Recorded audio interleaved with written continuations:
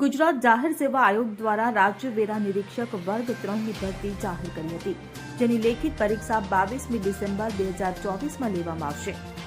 જ્યારે આ પરીક્ષાને લઈને જીપીએસસીના ચેરમેન હસમુખ પટેલે જણાવ્યું હતું કે રાજ્ય વેરા નિરીક્ષકની પરીક્ષામાં પહેલીવાર બાયોમેટ્રિક ફિંગરપ્રિન્ટ લેવાશે। આ ઉપરાંત ઉમેદવારોને પરીક્ષામાં પહોંચવા એસટી બસની વ્યવસ્થા કરાઈ છે। રાજ્ય વેરા નિરીક્ષકની પરીક્ષા અંગેની માહિતી આપતા હસમુખ પટેલે જણાવ્યું હતું કે આ પરીક્ષા માટે 1.85 લાખ સહમતિ પત્ર આપ્યા છે, જ્યારે સમગ્ર જિલ્લામાં 754 પરીક્ષા કેન્દ્રો ફાળવવામાં આવ્યા છે। આ ઉપરાંત પહેલીવાર બાયોમેટ્રિક ફિંગરપ્રિન્ટ સેન્ટર ખાતે લાવશે। ઉમેદવારને પરીક્ષા કેન્દ્ર સુધી પહોંચવા માટે કોઈ તકલીફ ન પડે તે માટે વાહન વ્યવહારના એમડી સાથે ચર્ચા કરી છે। તેમને તમામ પરીક્ષા કેન્દ્ર સુધી ઉમેદવાર પહોંચે તેવી બસ વ્યવસ્થા કરી આપશે। Bureau report CN24 news.